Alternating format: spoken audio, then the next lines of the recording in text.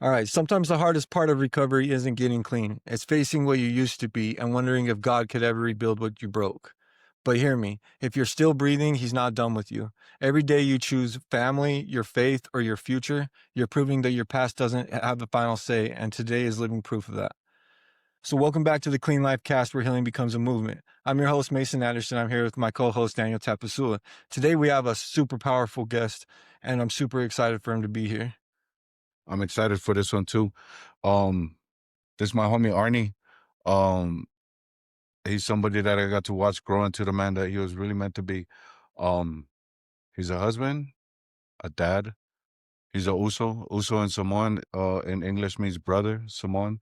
Yep. Um, and he's been through a bunch of things, but came out stronger for it, by learning through the things that you've been through, Yep. you know. So if you're listening right now and you're trying to figure out how to rebuild or how to get back to the person that you know you can be, Arnie's story is going to help hit that deep. So let's get into it. So we're super grateful you're here, brother. I'm glad to be here. I've been excited all day long. You know what I mean? I've been thinking about it, and yeah, I've been following what you guys are doing. I'm super proud of y'all. Yeah. I watch every episode, but yeah, I've been excited for this, man.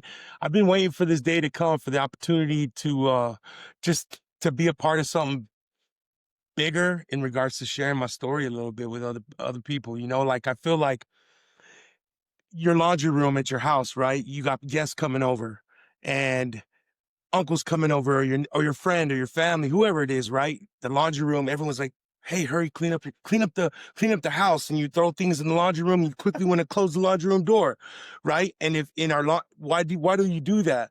Because you don't nobody want anyone to see the mess in your laundry room, right? That's where all the trash, the Yeah. whatever gets stashed, right? And in our laundry rooms of life, right? In recovery, so many people want to keep their laundry room closed because they're worried about what other people might think, what they might, how they might perceive them of what was in there or where you were. But I see it as what I've been through is a total opportunity for me to help somebody else out in life, and so Love that, I'm bro. excited to open my laundry room a little bit today for y'all. Bro, Yeah. that's so powerful. I really do love that. It gives me cold chills already, Yeah. first thing, because Yeah, in reality, that's what it's about. And yeah, the more that we get comfortable with being vulnerable or being open and letting people see our true form. Like on the way over here, my nephew, I was like, man, I'm just getting back from the gym. I'm in a rush. I'm sweating. I'm like, man, I was going to take a shower first and all that. And he was like, well, why don't you just bring that up? Like, let him know. Like, I'm in real life right now. Like, I'm trying to manage my Yeah. schedule. I'm going to the gym. I'm trying to just make things fit and make it work yeah. out as best I can. And that's just real life. Yeah, and that's dope. So going off the laundry room thing, what are some of the things that you have done to be able to keep the laundry door open? Um, well, first I I became I found myself again. Yeah. Um, I went to Wasatch Recovery. I was at a point in life where I looked around and my life didn't what I saw was I didn't recognize anything in it anymore. You know what I mean? And, you know, I was on the verge of losing my lovely wife and losing all my children and everything that I held dear to me, right? All the monetary things had gone, man. And like I found Wasatch Recovery and I found myself again, you know what I mean? But like I learned that Wasatch time plus consistency equals trust. And I've been working on that significantly with the people that are dear to me in my life, right? But the more and more I get, more time I've gotten under my belt, the more confident I've gotten in sharing my story. You know what I'm saying? And like you know, my family always says like, hey, you don't always got to tell everybody. There comes a point where you don't got to say, hey, I just got out of rehab. I've Yeah. gotten this much time clean. And I agree to that to a certain extent. But like, I feel like I owe it to myself and the other people around me, the people out there who are trying to find a little bit of lightness Yeah. to like share my story, if that makes, Yeah. It's like you get the opportunity to be like, yeah, look, like I did it. Like you can right. do it Yeah. too. And Yeah, that's something that's powerful because a lot of people, when they're in that mode, like they really truly believe, you know how it is, like they can't make it out. right. And so when they see somebody like you that has all this power and this energy and they see somebody they can look up to, they're like, he did it, I want to follow in his footsteps. That's kind of what I did with Daniel. Yeah. You know, as soon as I saw Daniel and when I was there, it was like, I want what he has. I want to Yeah. follow those footsteps. Yeah, And it got me that to a part. place where it got me so much further. Had Daniel not told me his story or not talked to me about those things, like where would I be, you know? Yeah. Right. And I love, like, I wear my recovery on my sleeve, Same. you know, and I get, like, some people don't like telling their story. For me, the thing that clicked for me is the only reason why I didn't want people, my family that wasn't in addiction, to see me in my addiction is because of shame, right? And I'm not saying this is how everybody feels. For me, just me, um, I love telling people about my recovery because I'm not ashamed of it. And I don't want anything of my life now to have anything resembling shame, right? I'm not ashamed of my recovery. I don't want, I'm living a life to where everything I do, like everything I've done in the past, I can answer for that. But everything I'm doing now, I answer for that too. Yeah. You know, and I wear it on my sleeve. I talk to people at gas stations. Like me and Cam went to the Maverick down the street, and this lady had a chip on her. She had one of her chips. It was a 1-year chip, and I was like, "Dope chip. When'd you pick that up?" And she said, "A couple weeks ago." And next thing you know, we're sipping on our drinks, leaning on the counter, talking about recovery. That's good. And I invited her to come to alumni. This was like 6 months ago. But I run into people all the time that as soon as you're transparent with them about where, or for me, where I've been, man, they light up. Even people that's not in recovery. I remember I got pulled over and this cop was like, "You drink or smoke anything?" And I was like, "No." And I laughed. Yeah. Right. And I go, "Why?" And he's like, "Your eyes are kind of red." And I was like, "No, I got like 2 years recovery and I work at a rehab." And his whole demeanor changed. He was like, "Well, congratulations, brother." And then he started being nice. And it's just dope. For me, I wear it on my sleeve. Anybody I come across, I tell them, I was in a rehab. They gave me a chance, Yeah. you know, and I love that. No, you I know? think that's me to a T. Is like, Yeah. I'm the number one believer right now where I'm at, and I've always have been, but even more with what I've went through, what I put my family through, and what I've since conquered. You know what I'm saying? And other things I'll continue to conquer is that there's so much more to every human being than meets the eye, bro. Yeah. Like the lady at the gas station, Yeah. the man at the stop walk, the lady at in the Yeah, line at the everybody. post office. Like, I feel like us recovering addicts we got into such a deep darkness that we're in a place now. We got into such a deep, dark place, and we now possess the ability, bro, to share that with other people, if Yeah. that makes any Yeah. sense. Like, my story of recovering from addiction, like, of course, we're out here to help other addicts, other people that are trying to find hope. But I feel like because of how close we came to the darkness of not making it, like, not just people out there who are recovering, trying to recover from addiction are going to have benefit from us. Hope in general, bro. Like, the lady who is going through a divorce is stuck with 5 kids, who's having a hard time. Yeah. She can draw from us. You know what I'm saying? Yeah, I love that And so it's much. not just addicts. It's like everyone. Hope. Keep trying. Yeah. Don't give Bro, up. bro. You know what I'm saying? But yeah. I love that a lot, brother. Yeah. And that's like, that hits it right on the head because it's bigger than just one niche of things. It's like Yeah. we're For trying real. to touch the world in a way that's healing and hopeful for the world. Does that make sense what I was trying to Yeah. I'm trying to explain it right? And I was talking with my sister about this the other day. People who go through addiction, alcoholism, struggle with all substance, right? We get so close to the devil.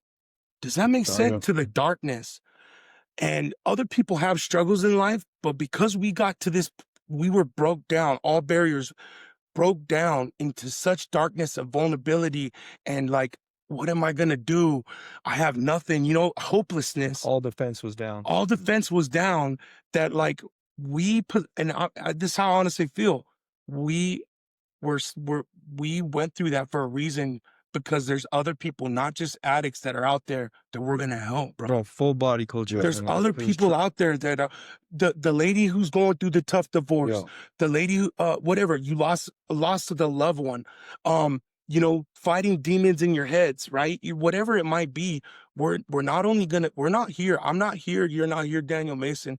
I wholeheartedly believe, not just, and he's just as, I don't want to disrespect us recovering addicts or addicts, but like, we're gonna help more than just them. Yeah. Right. But Other people in all aspects of life, man. the only reason why addiction comes up for us is because that was our battle, right? Right. And the reason why, in my head, the reason why it makes sense to the lady with 5 kids on her own, the guy that just got cheated on, the reason why it makes sense for them that they can benefit from this is because that was their struggle, right? The part of feeling hopelessness. Right. That's how they relate, right? Like we had different behaviors and different battles, but their battle also put them in a dark space, Right. to where they feel like they can't go on. Yeah. Like, And yeah, and at the core of it all, it's all the same thing. You know, what I yeah, mean? it's all the same thing. Different names of the battles, I right? agree with that. Different names of the battles: addiction, divorce, cheated on. You know, like, just can't do it. But they're all different names. But you're right. It's all the same thing. You know. And the answer is the same: healing. You know? Yeah, and Yeah. that's why I love that saying where healing becomes a movement, because it's not healing for addicts, healing for single mom, healing for cheated on. You know, this is basic healing for everybody.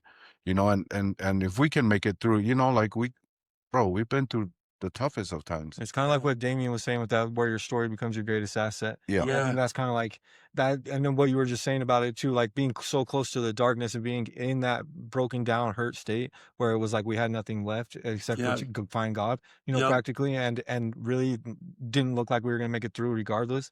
And the fact that we did make it through just gave me all that drive inside me to know that there was a reason, because it's like Right. there's no reason I should have navigated through that. There's no reason any of us should be alive. Right. We're reason. walking miracles. Sorry to interrupt you. No. Like we're walking miracles, bro. Like if you look at my life 16 months ago and to my life now, you know, everybody that I know that knows me, the people that are dear to me are they're just kind of blown away. What, you know, I'm a big, you know, I'm a Christian, right? I believe in Jesus Christ. I'm a Latter-day Saint, right? And like not a perfect one, but like Christ helped me get, for me, Yeah. he helped me get here. He healed me, man. His grace was sufficient for me. You know what I'm saying? And like, yeah, man. I love that you say that, because like in reality, without that transition in my life, like I found Christ at the beginning of this recovery journey too. Yeah. At the very beginning. Like I've always known about Christ, or I always known about like I was LDS growing up, but then I found this new church, the Well. Yeah. And like that's when I found out like what it meant to follow Christ and what to like give my life a surrender to it. Yeah. And with the day that happened was like the same week that Clean Life came about, and the same time, it was the same week I got out of treatment, and the same week that everything was just like that. And so it was almost like it aligned perfectly in my life for me to not be able to deny that when that happened, everything changed. You know? Bro, when I went into Wasatch, man, I got in there and talked to God, and I asked him, I just said, look, man, I'm gonna give you my all, and I got faith in you that you're gonna deliver, and I'm gonna try my hardest here. I was on my knees, you know, praying like I never prayed before, you know, and I feel like my spiritual connection with him in there while in treatment, like everything I spoke about to my wife, my children, to myself, to the people around me while I was in treatment, and I did it praying, you know, praying and in faith in God. Everything, the plan I had mapped out in there, I'm blown away. It's all happened one way or the other. And the plan I had for me when I got out of rehab, it's all fallen into place. And like I was in such a dark place that I cannot deny something higher helped me get there. Right. Do you know what I'm saying? For sure. Something greater healed the relationship between my wife and I. Yeah. Something healed the relationship between me and my children, and for me it was the grace of Jesus Christ, bro. Like I'm blown away, like looking at my life now and looking at my life 16 months ago. There's a lot of people I know are blown away along with me, like, Total Arnie, transformation. I can't believe you're here. And And I'm like, there's days in my week where I'm like, damn, I can't believe I'm here either, but I can. You know what I'm saying? I can, because I, the Lord, am bound when you do what I say. But when you do not what I say, you have no promise. And I decided that I was going to do. God told me, Arnie, you do what I say, whatever that is to anybody out there listening, whatever that is with you and your higher power. He said, if you do what I say, he's going to deliver. And bro, yeah, I got the goosies too. It's like, Yeah. I'm blown away because he's delivered, bro. I've heard people quote that scripture too, And as soon as they get to the part where if you do not what I say, you have no promise, and play victim to that verse, that part of the verse. And I was like, bro, he didn't say if you do not what I say, you have no promise forever. You can always come back and do what he says, right? We're all going to mess up. Right. We're all going to slip up. We're all going to make mistakes, right? But that's the part where it tests our character, right? And then we can go back to doing what he says and get that promise back. But speaking of church, you have a calling. I do. I do. I'm kind of, again, some more things that you're like, man, Arn, how I got here. But yeah, man, I think 2 months ago I got called I'm in the Lehigh 3rd Stake, Tongan Stake, and That's what's up. yeah, Lehigh. But no, it's a Tongan stake, you know, with Samoan and Tongan wards, right? Yeah. But I got a calling, man, to be the secretary in the Stake Young Men's Presidents. That's what's up. You know what I'm saying? So like, that's my, you know, I don't go to as many meetings as I should because that's part of my program, right? Is serving God and giving back. You know what I mean? And like I get to serve with the young men and at the youth, right? At the most crucial time in life. You know what I mean? And the get molding to share part, right? Yeah, bro. Yeah. Because like let's be honest, the decisions I made in junior high and high school, they shaped the rest of my life. Yeah. The decisions you guys made, we made out there in the street at a young age, they shape the rest of our lives, right? And right now we're letting them shape it for good, right? Telling our stories. So in what ways have you getting this calling helped you? Like, in what ways have this calling helped you? Like with your program or with just you? I think for the first thing is, it was another way of God telling me, Arnie, I love you.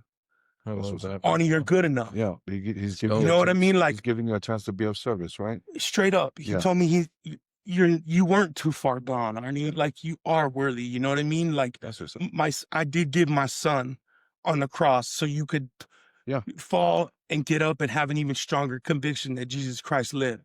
That was the number one thing. Is for me, it was like God saying, I love you, man. That's back there. Now let's go this way. You know what I mean? And so for me, for me, everyone's story is different, right? In recovery. And for me, it's part of I'm the guy that needs to stay busy, right? Too much time on my hands, your mind starts to go. So it keeps me busy, right? Yeah. But I mean, I love doing it because my children and my wife, they love seeing me get to go do that, right? Because it makes them happy. Yeah. Because they know it's a sign to them, Daddy's doing good. He's moving in the direction. Daddy's doing good, right? Yeah. Every time, you know, there's Sundays where we do trainings in the different wards, and there's Sundays where I'm gone from 6 a.m. to 6 p.m. But you know, back in the days, if I was gone that long, my phone would be blowing up, right? But they know I'm out doing good things. You know what I'm saying? And so like, just, man, it helped. It just, if that answers your question. Yeah, it does. Definitely does. So here's a part. What about like, do you ever find a time when you do have nothing to do?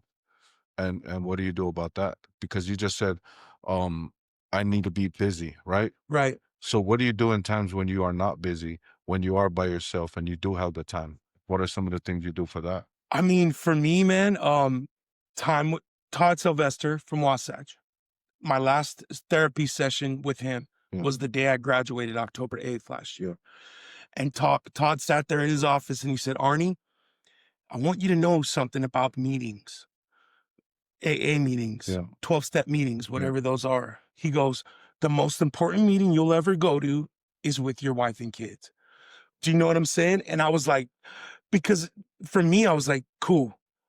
That really hit home for me. You know what I mean? It's like, for me, I found replaced meetings every day with time with my wife and kids. Okay. You know, if that makes any sense, spending time with them. But like, I got some small hobbies, right? A little pickleball. Yeah. You know, I like music. I just watched the movie Red One with The Rock. It's a Christmas movie with my kids and my wife. We watch Christmas uplifting movies at home together. But to be honest, bro, like, that's where I spend my time, is with them. Yeah, Maybe. I was only asking that because Todd. You're like, come on, give me a short answer. No. That's None what of it that. means, man. None of that. This is about you. Don't give a novel, right? brother. But no, do that. But going off what you said about Todd Sylvester, he also taught me this quote. He said, humanity's biggest problem is the inability to sit quietly in a room alone. Ooh. Right. And this is the part I'm getting at. Right. So you of service in church, you have a calling with the Right. state. You're a husband to your wife. You're a dad to your kids. Yep. You're a hard worker. Yep. Hard work is something you do for your job. A dad is something you do for your kids. A husband is something you do for your wife. And of service is something you do for the people. What I'm getting at is, what do you do for you in a long time? Like, what is some of the things that you build yourself up without all these other things, right? Because this is stuff you do for outward. Right. What kind of stuff do you do for inward? I'm gonna go ahead and say, which that's easy for me right now. I got away from Wasatch Recovery in regards to, I graduated, Yeah. did like 3 months of IOP, and I found a schedule within my family. Yeah. But something was missing. Yeah. And it was the sense of community. What I needed to fill my cup was I called up Bryce. I was listening to this y'all show, and I saw Bryce, what is his last name? Anderson. Your last name too, right? Yeah. So I heard the episode with Bryce that he was over Liberty Recovery, and there was a void that I felt that was being created in my life. You know what I'm saying? And it was being a part of a community in recovery. So I called Bryce, and just like that, he put me on. Yeah. And I would have to say that the number one thing in regards for me right now, filling my cup, because I get where you're going. Now, what do you do for you? Yeah. Let me stay focused here, but I fill my cup working at Liberty Addiction Recovery Centers on the weekend right now. Too. I do that at my job. That fills my cup. Some sense of purpose, right? Yeah. I get out and go hoop. I hooped at my boys' gym. Right. I write music, right? But like, yeah, I would say that that's what I'm doing for me, because like in the end, like I get a big kick, a big part of my cup gets filled, taking care of my wife and kids. The only reason why I asked that question is because that there is going to be a time where wife and kids go somewhere like vacation. I got you. You know what I mean? Yeah. I just want to make sure that you're paying attention to you, and you know what I mean? Yeah. Not trying to lecture, just saying like. No, I love that. You know. Anyways. Yeah. So I love that too, bro. And I think that in reality, like, I think that a lot of service and giving and being that person that shows up for people is what we are looking for. Like a lot of the hole that we feel inside, like we definitely need time for ourselves. And that time for like myself, like, is like I go to the gym, or I go and put myself in situations, like I go into the sauna or flow spa, which is like, yeah, those are definitely good for my daily or my mindset and things like that. But in reality, like, I get most of my energy and drive from the mission, from pushing this mission forward, from helping people see that change is possible, that healing is real. Like, those type of things is what makes me, at the end of the day, feel better. And music too. Like, I do a lot of music and stay focused on little tasks here and there. But in the big scheme of things, I know that the service part of my life and giving back is what's keeping me going, Yeah. And I mean, that's where I want to be at. If you ask, where does Arnie Kaio want to be at? I want to be out sharing my story, doing the service piece in the recovery world. You know what I mean? On a bigger scale, a bigger platform, not for clout, not for recognition, but to help somebody else out and give it away like they tell us, right? My life, the 4 years I was out struggling, right? There were 4 years I was gone away from my wife, my kids, and my family, right? Emotionally and mentally. I was just a body there, just a big tornado messing everything up. So this last year, being clean, I really have been very careful about, long story short, all my time's been dedicated there. You know what I mean? I'm making up the time that I was gone. If that makes any sense, creating new memories and fixing things. And I feel like right now, is the time that, like, okay, man, this is the beginning of me getting out there and sharing my story. Comes full circle, bro. Yeah. Comes full circle from causing the pain to healing the pain. Yes. But so a couple I like questions. how you always hit it with the Yeah. you. Hey, you're Yeah, so- it's Thanks, dope. you're a Huh? good dude, man. I'm Oh, excited. good. I'm so grateful to be here, man. I'm so grateful you're here too. So a couple of quick questions, so we can get some like idea of what's going on. So Yeah. how many kids do you have? I got 6 kids. kiddos. Oldest 21, and youngest? 9, 9. Let's go. 4 boys, 2 girls. And then how long have you been married? 23 years. Let's go, bro. 23 years. It's amazing. And so then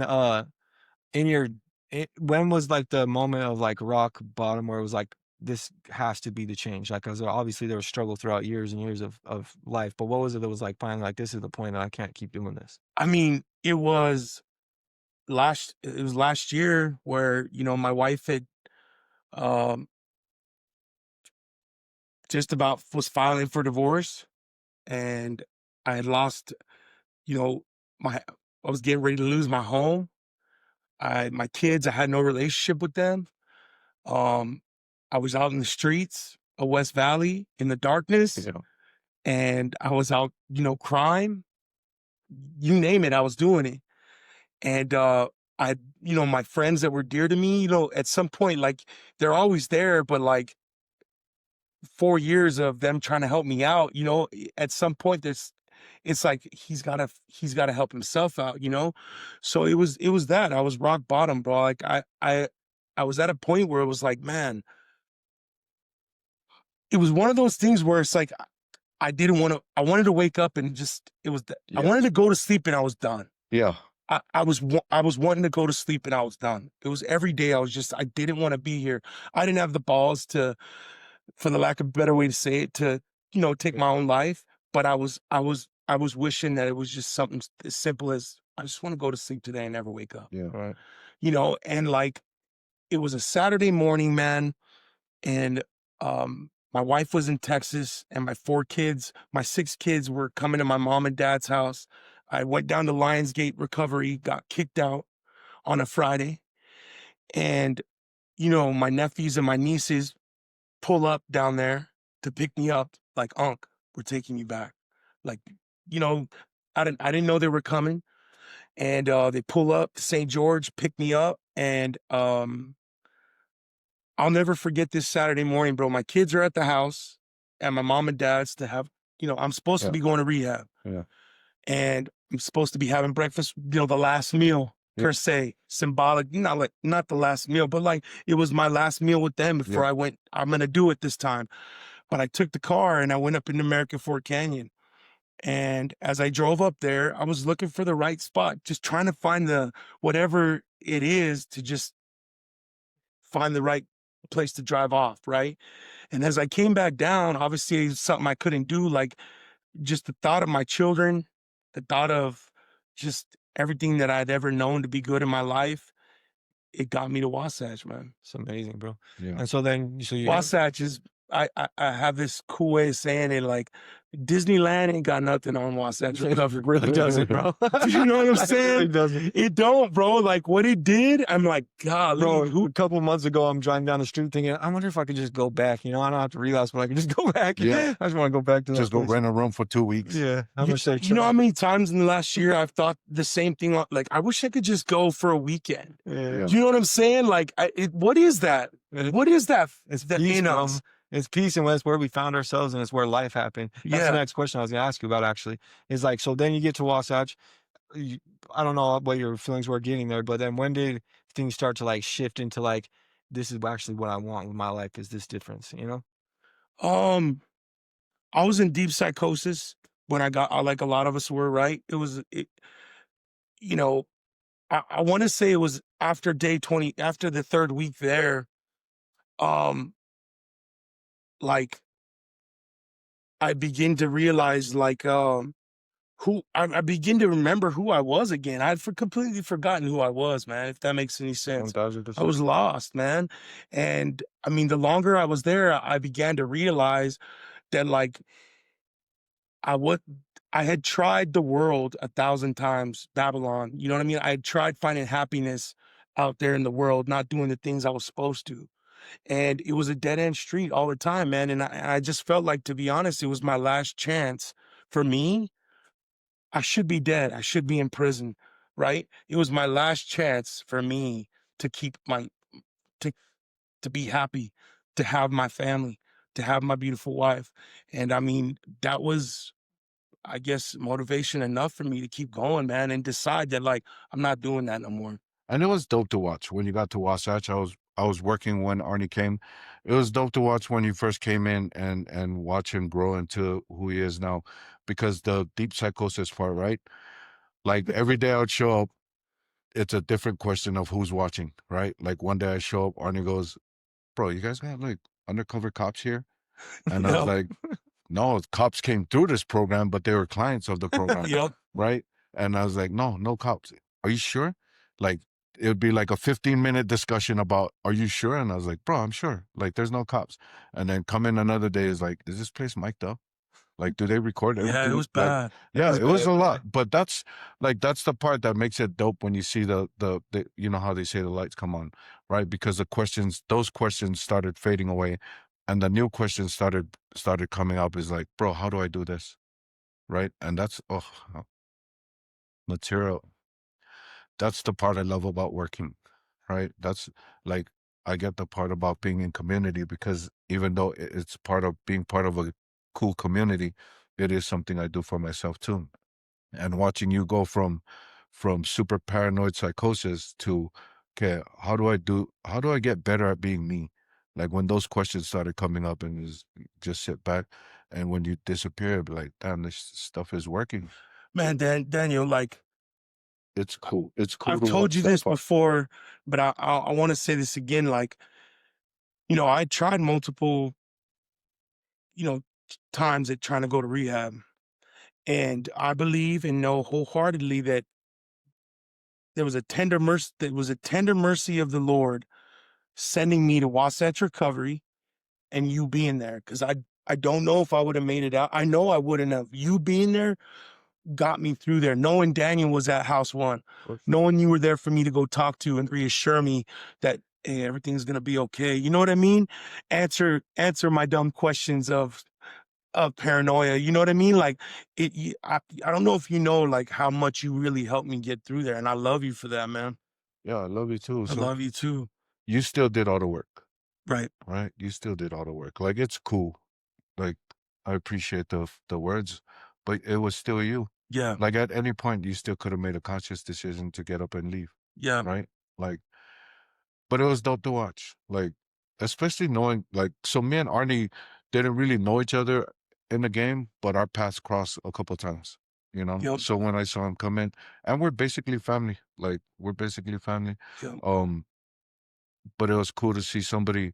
It's the same thing as Josie. Josie was in the game with me all the time, and to see somebody that I know go from dark side to finding a sliver of light, and then exposing themselves to the light, and understand that it feels warm when the light is actually coming from within, and then all of a sudden the direction is picked out, is like, okay, let's run it, you know? Yeah. And I that's mean, the part that was dope to yeah. watch. And one thing, like I, I'd never been to a full treatment program, and I really did. I learned about I really have a disease. I have a disease. I realized that I had some, uh, you know, that it wasn't the drugs Yeah, like you guys have said on your program before. It was that some more underlining issues yeah, of identity issues and self-love. And I learned that at Wasatch, yeah, something I never knew before, you know what I mean? yeah, And like now I know, and I treat my recovery, I treat it like it's like a diabetic. You don't take your diabetes medicine, your yeah, sugar's gonna flare, yeah, right? Your high cholesterol medicine, your stuff's gonna flare. yeah, You know, the white knuckling, it don't work. I tried it. yeah, I learned at Wasatch. I learned in rehab that I had an identity issue. I yeah, had a self-love issue. yeah, But now I love myself. You know yeah, what I mean? Humbly, right? And yeah, now I know who I am. I know what I stand for. And and I know I gotta work my program like you guys always yeah, talk about. You know what I'm saying? And like my program right now is family, God, work, my calling, yeah. I love it. That's sharing my dope. story, man. All powerful things, though. Sharing my story. You're All doing it powerful too. things. And so something that I wanted to bring up is that was super powerful for me to see, because like I was right. It was right before I started working at Wasatch when you were coming through, Hmm. and I'm just seeing your family show up at family night Yeah. and fill up all them seats, Yeah. bro. Yeah. And so like, what was that like to have all your family come and support you like that? Oh, bro, like, you know, the first family night, I didn't think my wife was gonna be there, you know? I thought it was a wrap, you know, and she's the real MVP. Shout out to my wife. I love her to Yeah, death. what's her name? And Crystal. Shout out to She's the real Crystal. MVP, man. Like without her, I wouldn't be here. But I didn't think she was gonna be there, you know? And I walked in, I knew it was gonna be my older daughter, but I walked in and I saw her there and I was like, I was blown away. You know what I'm saying? I was like, on cloud nine, you know what I mean? Like, I got, there's a chance that I could fix this. You know what I'm saying? But like, to your question, I looked forward to Tuesday every night. I mean, it was probably one of the more emotional, Tuesday nights were the most emotional night for me, for my stay at Wasatch. It was because I got to see my family. They got to see me, and it was super dope that they got to see every week. Dad, you looking good. You know what I mean? Dad, you look, man, not looking good. Your face is clear. Dad, my Yeah. daughter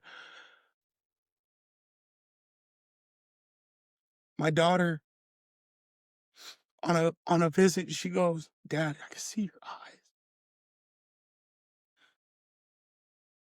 I can see the change in your eyes. Dad. You know what I mean? And for them to recognize and see like the change happening, bro, was super dope. And it's crazy, man, because when I got out of rehab, I keep saying that. Let me just say this: like, I got asked to be on a couple other podcasts, and I never did because my family, meaning my wife and kids, and I totally understand where they were coming from. Yes, this is my story to share, but like, I had also put them through a lot. You know what I mean? And it's that shame piece, you know, Yeah. that they worry about. You know, I had already put them through 4 years of hell. I had to be conscious of their feelings as well, you know what I mean? And like as the time has gone on, you know, so I didn't hop on those podcasts because I was being, you know, what's the word? Cautious or what? I was being conscious of their feelings too, you know what I mean? Yes, it is my story to Yeah. tell, but I also did drag them through the mud. And so I didn't want to be out there, you know, it was still fresh, you know, and I got their blessing tonight, you know what I mean, to be here, you know, before on my way here. Everyone say good luck to Dad, you know what I mean, before hopping on the podcast. All my kids are in the background, right? Well, thank you, Crystal and kids, for allowing Arnie to be Yeah. part of us. Yeah, but I mean, dude, like that's the one thing that I love, man, is seeing the healing that has happened within my family. You know what I'm saying? You know, my daughter, Callie, I didn't have a great relationship with her. You know, my little boy who's 9 now, he didn't know his dad really, bro, you know? And I got these dope relationships with them now. You know, me and my daughter Callie, who was the furthest from me, are super close now. You know what I mean? And like there's hope. Yeah. There's hope, bro. I've seen it, you know, not because I read it in a book or I Googled it or because someone at Wasatch or Liberty told me. I've seen it in my own life, man. Like you actually did it. I've seen it. I've seen relationships that I thought would never heal, bro. Yeah. Heal. But that's why I call BS when people say everything you lost in your addiction, you get back. Because What does that mean? Say that again. okay, everything you lost in your addiction, you'll get back. Like the relationships you had with your family, you know, just the things that you feel you lost, like the monetary things or like the whatever, like the trucks or the cars. Right. It's hard to get those back, but the relationships is the one I always focus on. Right. And I call BS on that because like how you're describing your relationship with your daughter, the furthest one from you, but now you guys are the Yeah. tightest. Like the relationships that I gained back is way better than the one I lost Right. because I'm better, Right. right? And Right. and you can hear it in you that you're better, and that's why that relationship is better. You know Yeah. what I mean? Like, Yeah. yeah, like you do get things back, but I feel like for me, I got better versions of them, I and love that's that. yeah. Like, look at your relationship with daughter, farthest. Now you guys are super tight, Yeah. but I feel like that's only true because you said it earlier. You found out who you are, and you're able to love you. Yeah. And that just beams out of you, making this connection, going from this to this, because she feels it. I remember Todd said, by the time you walk into your room, people already felt your energy, right? Yeah. And that's the change. Like they recognize the change. They see your eyes. Oh, your face is back. You know, Yeah. like and they start drawing closer. You know, they say you lose trust in buckets, but gain it back in drops. That's why they approach carefully because they don't want to get hurt again. Yeah. right? Is this real? Yeah, Are you really gonna do this, Dad? and that's the You know what thing. I mean? Or are you gonna let us down again? You know what I'm saying? And so like I understand where they're why they were cautious Yeah, or kind of were not, they were just kind of like, man, maybe yeah, don't do that now. And I respect that because because the it's hurt like was a lot, right? the hurt And was a what's lot. wild about that too, brother, is like that it almost coincides with when you are fully like know that you're there. You know, like Right. as soon as you know you're for sure there, then all of a sudden the people start to see like, okay, maybe he's there. You Yeah. know? I love that. It's like because they've been through the crazy with me, like maybe I wasn't there. Like I love that they could because they love me, because they've been through it all with me. Not only did I know I was there, but they knew I was there too. I love that. Yeah, I think because of what it is like that intimacy you guys are talking about with like the relationships outwardly, it's also the same with yourself inwardly. And it's like with something about like the as soon as you truly can find love for yourself, all of a sudden it just radiates out of you to the people around you, and then they start seeing that okay, he's confident in his recovery or confident in his growth and his healing, and he believes in himself, and all those things probably play a huge impact on everybody that we interact with. Yeah. Actually, I know it does because that's where like where my work has been the last little couple of weeks has been like really aligning with my and embodying who I am. Yeah. Because as soon as I start embodying my path, all of a sudden the people around me start responding like that's who I am. You know? Yeah. What I mean? You know? Oh, go ahead. You know, I know what I realized too in recovery. There's, I guess maybe this isn't, maybe everybody realizes this, but I just realized this recently. Like, there's been phases of it because it wasn't until like a month ago, you know, my 21-year-old, you know, when she graduated, became an adult, she didn't have, dad wasn't there emotionally, mentally. He wasn't a good role model. I totally missed out on ushering my 21-year-old into adulthood. Yeah.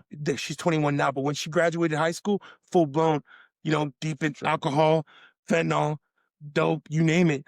I wasn't there to usher in her becoming an adult and do the things that a dad would have done with their kid becoming an adult. And what I mean by the phases piece is last month was what, November, October? I I graduated last October. I didn't realize, I guess what I'm getting at is like my mind was healing. I was getting more in touch with myself, with my family and my feelings. But I guess as I healed, it took me a year to finally, it was on the, I'll never forget it. I was on the recliner a month ago and you know, I got an 18-year-old who's getting ready to graduate high school, and I'm there being a dad, like as I should be, trying to get him ready to become an adult. You know what I'm saying? You need to go do this. We need to do this. And you start thinking about this. And it wasn't until I was on my recliner and my 21-year-old was sitting right there, and she's beautiful inside and out. It wasn't until then that I realized, and I was like, hey, you know what, Marley? I'm sorry. I've never said this to you, but I'm sorry that I wasn't there when you became an adult. You know what I'm saying? And it's crazy. It took me a year for my mind to be moving like that. And that's what I'm saying. That there's levels and phases of recovery. Yeah, but that just goes to show that you are still growing and that you are still Yeah. conscious of things, right? Like because in the past that would have never crossed your mind to open up and take accountability for not Yeah. being there, right? So it shows that you're still growing. Like we're not gonna get it just because we graduate a program. Right. Everything is not fixed. Life still is gonna happen and things Yeah. pop up at different times. But I feel like the part that exposes us to everybody who our true self is that when we do have to make amends, we do make it, right? We hold ourselves accountable. And even though that had to be something hard for you to open up Yeah. about, you still did it. Yeah. It was just like, I'll never forget. I was just on the couch and I said it to her. She just started crying, Yeah. just bawling. Like Yeah. she was waiting for me to say, like, Yeah. she's waiting for me to say that. She never said it. Yeah. And I mean, but I guess like, again, it was something that a year after I graduated that I was like, hey man, I'm sorry that I wasn't there to be dad when you became an adult. Yeah. You know what I'm saying? But I mean, That's beautiful, bro. I'm grateful I'm just grateful I'm here now to have the opportunity. It's a beautiful thing. Yeah. And the thing about that too, bro, is like it's an amazing thing for her life and trajectory, for your life and trajectory. But what's really crazy is like, yeah, it took a year, but a year is not that long. Like most people are, Right. expanding this for a long, long time. So, I mean, the fact that you were able to become aware of it in a year after being completely broken to 1 year later, like that's like miraculous. You know, Yeah. that's real human. I love the word you said, trajectory. One of my favorites, bro, in recovery. Why? Like, I'm a big sports dude. You know what I'm saying? And like, that's my, if I had to say, what's Arnie's message? Like, what is my story? It is that of hope. The coolest part about Tom Brady, against the Atlanta Falcons versus the Patriots. Remember, Yeah. halftime 28-7. Greatest comeback. Greatest comeback and maybe the greatest time, comeback in right? sports history of any kind, right? That's the coolest part about deciding to change, deciding to surrender, deciding that like I'm done with this, is that at any given moment you could hit that button today and change your trajectory, bro. And like for me, for 4 years, I affected generations in my life in a negative way. My posterity, my children, the people around me. Well, now I'm excited to be turning the trajectory the right way. You know what I mean? And that's what I'm after, is I'm trying to rewrite the generations in my children, my children's children, my nieces, nephews, the people that I care about. I'm just trying to get the trajectory and you're doing back it. the right More than direction. just You know what I trying, mean? you're doing it. Yeah, You're putting I in the agree. work and making it happen. Yeah. And that's something that like I just barely went through the other day. I was in a meditation and like, dude, just got this overwhelming feeling of like, dude, I could have chose to stay in on drugs, bro. Like I did that for years and years and years. And like, so I could still be there potentially today, just damaging everybody. And then I was like, started thinking, I'm like, man, like I said this before, but like I could still be in prison. I should still be in prison. And so I would have never met any of you guys. I would have never started Clean Life. This would never be a thing. This podcast we wouldn't be in this room right now. And then I'm like, man, like that's crazy. I was talking to somebody on the car ride, Brandy, and I was like, and she goes, you know what's crazy about that is if you were still in prison or you didn't make it or you didn't choose to be sober, you would have never talked to me the day when you helped me get into treatment. And then it just like blew my mind. I was like, holy shit, like all these impact around us because we chose to make the right decision, because we chose to make the shift and make good choices that were good for us. All of a sudden we're impacting mass amounts of people, even people we don't know. Generations. You know what's crazy about that whole thing of everything that you just said is that okay, be in jail, still using drugs, easy work. And yet you chose the path of hard work and enjoyed doing it and found love and hope in it, right? Like this is definitely, we talked about it on one of the last episodes of which one was harder, being sick or being healed. This is the harder path. And yet, like to me, I enjoy it. Yeah, it's a harder but more fulfilling path. Yeah, that's the part. Okay, nail on the head. That's the part, the fulfilling part. Yeah. And it makes all these hard times that I go through way worth it. And this is almost out of my curiosity, is we chose the harder path. Yeah. Doesn't it seem like it gets to a point though where it begins to get easy, like being in recovery with the right program and the right things around you, the right system set up? I don't want, knock on wood, it starts to get like second nature. This is who I am. Yeah, but do you know what I'm saying? Like, this is me. It's because like when you first learn, this is my understanding of it. Like when you go to the gym, there's a 45-pound plate first time in the gym, and and you hire a trainer, and the trainer tells you pick it up 10 times. You barely get it once, right? As time goes on, of every time you go into the gym picking up this 45-pound plate 10 times, you get up to 2, then you get up to 5, then you get up to 10, and you do it successfully 10 times. Yeah. Right? That's like first starting in recovery, right? It's hard to do. 45 pounds is hard to do. As it gets easier, the thing that I don't want anybody to underestimate is that it's still 45 pounds. Yeah. The only thing that makes it different is that we're more we learned a bunch of things that make us more capable. We've put in the work to become stronger mentally, spiritually, and physically, right? And that's why it's easier. The problems are still 45 pounds. It's still the same problems. I love that. The thing that makes it easier is that we focus. You know what's dope? When when one of you guys was talking earlier, I started to smile because like, no matter what the conversation it is we talk about, not all the time, but a lot of times, it always turns back to focusing inward.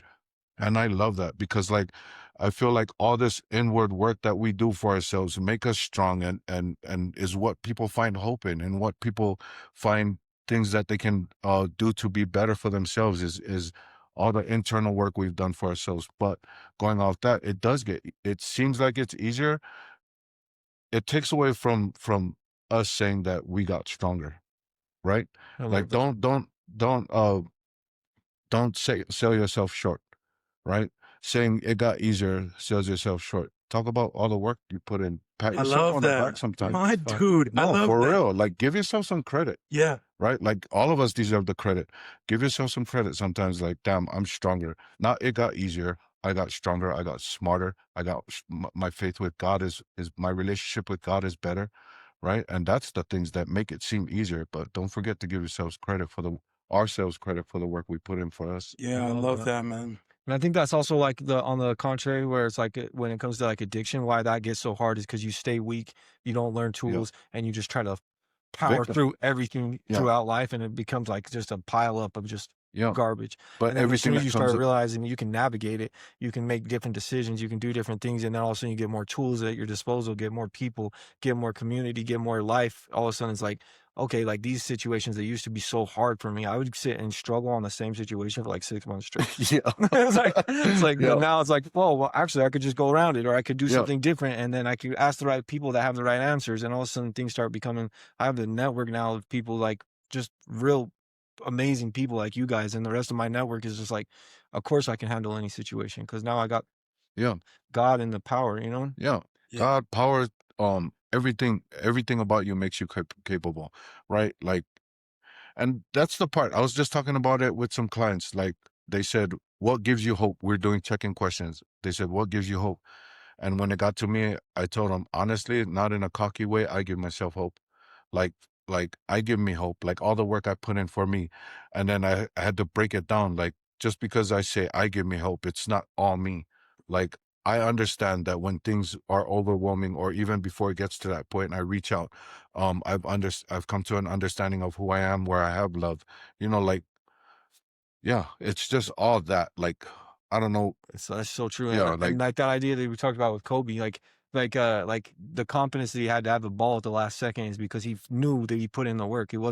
It wasn't like what if. It's like he knew what was going to happen because he's Yeah. done this so many times. Kobe's first playoff game, Phil Jack. Kobe, I love that. Yeah, Kobe's first Massive fan. Kobe's first playoff game. Oh, good. Kobe's first playoff game. Phil Jackson Man, love it. drew up a play to give Kobe the last shot in the playoffs to either move forward or they're out. Kobe takes the shot and it's way short. They asked Phil Jackson about it later, and they said, "Do you think you made a mistake in trusting Kobe with that shot?" And he's like, "Oh, like, if he makes it, he makes it. But really, this is for the long run. Like, if he's gonna be the guy that we trust, we're gonna give him a shot." And then Kobe does an interview after, and he said, "It was just short. Like, if you look at that shot, it was like a couple Yeah. feet short." And the thing that I've come to understand is that I don't have the legs for as many games as I did in college. The NBA has a lot more games. If I put in the work, that shot will hit, right? And that's the part that's dope about Kobe. It's amazing, bro. Like getting the ball. The only reason why he trusts himself to make it goes back to work. Right, word. It goes back to work. Be Kobe, man. Yeah, Right. I Be don't. Kobe. I can't stand Kobe, but I got mad respect for him. Like even the part where him as a person. Like, I hated him. His last game, he dropped 60 on the Jazz. Can't stand that guy. 61. Get it right. 61. I tried to sell him short. 61. Mad respect for him, right? And then he won an award for this kid's book that he did. I forgot what kind of award. It was like a Grammy or something. So I got a Kobe wall in my basement. Really? I got to send you guys a picture, but just a bunch of dope Kobe stuff, just quotes. And Yeah. I'm a big Kobe fan, man. One of my favorite Kobe Bryant stories while we're on it is, he talks about when he was 12 years old, he was playing AAU basketball, Yeah. and he was going to hoop and he got ran all over, dude. You know what I'm saying? And he said, long story short, and this applies in recovery and everything in life, is like he finally realized that it was simple math. You know what I'm saying? Like, if these guys are working out, an hour a day, 3 days a week, Yeah. I'm going to work out 6 days a week, an hour and a half a day. Yeah. times that by 52 years, 52 weeks, I got these dudes beat by hundreds of hours a year. Yeah. And I finally figured out that it was just simple math. Whatever I wanted in life was simple math. Yeah. By the time I became a 14-year-old, I was the best player in the country. And he goes on, in that interview, and he said, by the time people started figuring out how far ahead I was, it's too much for them to catch up. There's no way they were going to catch up because of this math. And it was dope. That interview was so sick. Yeah, it's amazing. Yeah, dude, I love watching his interviews. He's so inspirational. I mean, dude, like very inspirational. And I mean, I feel like he's very inspirational to, I mean, what's cool is seeing in the recovery community how often Kobe Bryant is used. Yeah. You know what I'm saying? In regards to metaphors, right? Yeah. On keep trying, keep swinging, whatever that may be. But yeah, man, I think one thing coming out of being in recovery the last 16 months that I've constantly reminded myself is, you know, I was at my lowest point when I got out. I was humble, just grateful, right? Yeah. And I think the longer you have, I want one thing to watch being in recovery, the longer you have in recovery, to always remember to be grateful, right? Yeah. To be humble. You know what I'm saying? To be happy to see other people win. Yeah. Like, you know what I'm saying? To be authentic. You know what I'm saying? The things you guys always talk about on here, but like I've always, through the last 16 months, it's one thing I'm constantly reminding myself is don't ever not be the guy that came out of rehab. You know what I'm saying? Like, don't get a good job and get a little bit of money in your pocket, because that's how it starts. You know what I'm saying? Is you start to lose sight of what's important. But for me, always remembering the guy I was and being the guy that got out of rehab day one. I love that, Same. brother. Hey, It's love so you guys, great man. that you came through. Yeah, man. thank you guys. Thank you for being vulnerable and being real Appreciate with us. And like, you guys just can see like somebody that can go from the struggle and the real life stuff to living a life that he's proud of and happy to be in, building his family back and being super grateful. And I love that, brother. Yeah. Love you guys. So, it was so good. So good to talk to you, Arnie. Likewise. So good. That was love so you. dope. I Grateful love for you brother. guys. I support what you guys are doing. And yeah, man, thanks for having me on. God bless y'all and Merry Christmas. Merry Christmas. 2026 ain't ready for us, man. We about to get it. Let's start blowing up now. Let's go. Yeah. So if you guys like this episode, please like and subscribe it and share it with your people. Love you guys. Love you guys. Because healing isn't just personal, it's a movement. Let's It go. is a movement. Make it move. Let's go.